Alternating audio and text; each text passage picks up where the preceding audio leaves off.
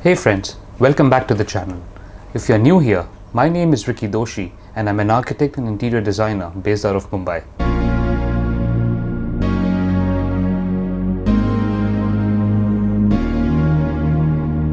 Now that we have the civil works out of the way, it's time to start with the other elements of your interior design.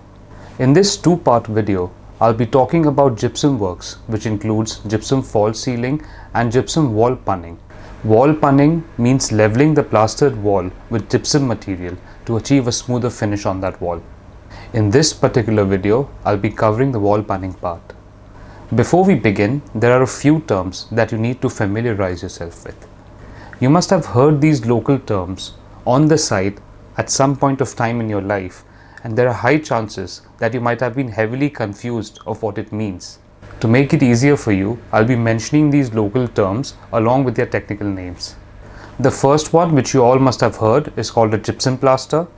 The second one is called POP, which is plaster of Paris. Another term that you must have used is patra finish, which means a thin layer of gypsum plaster on the wall. Then there is dhada finish, which is a thicker layer of gypsum plaster on the wall. And finally, the term kaat khona, which means proper leveling of that wall. The materials used in POP or plaster of Paris is water, cement, sand and plaster of Paris or putty, whereas in gypsum plaster, the material used are purely gypsum powder and water.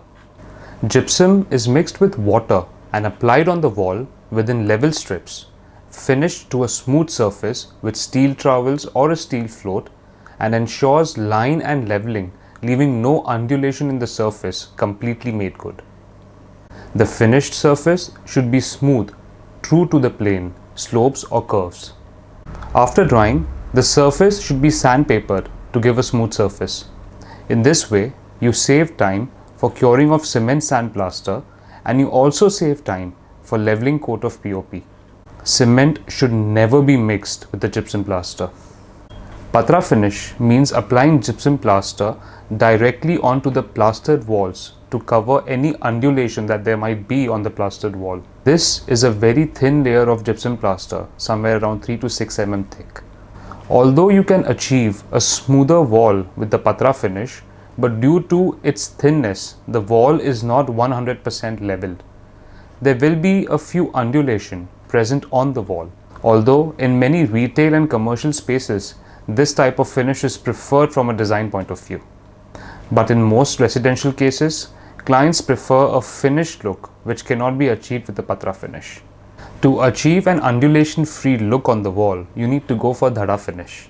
This is basically a thick layer of gypsum plaster of somewhere around 12 to 16 mm over the patra finish, so that overall you get around 20 mm thick of gypsum plaster on the plastered wall. This will help you achieve a perfect kaat khona which is leveled from top to the bottom. Gypsum plaster can be directly applied onto the brick wall, ACC block or RCC. No separate finishing product is required. It requires no curing, so it's ready to paint surface.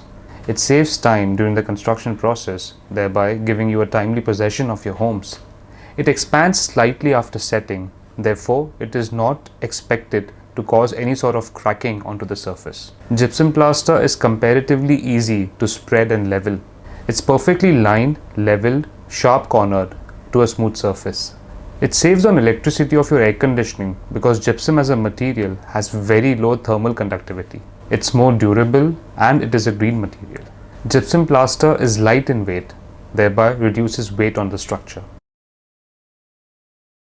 Gypsum plaster is not suitable for exterior finishes as it cannot be used in damp conditions such as kitchen and bathroom walls. Cement plaster adds actual strength to the wall, which is not the case in gypsum plaster. It is advisable to use cement plaster onto the raw walls over which the gypsum plaster can be applied. This will help in reducing the thickness of the gypsum plaster and also protect the walls from any outside or inside water leakages. In the next part of this video, I shall be discussing about how gypsum false ceilings are installed on the site. If you liked what you saw, please hit the like button and share this video with your friends, families or acquaintances. This helps me to spread the knowledge to a greater audience. If you haven't already done so, please do subscribe to my channel and click on the bell icon so that you receive a notification whenever I post a new video. Thank you all for supporting this channel and stay tuned for the next video.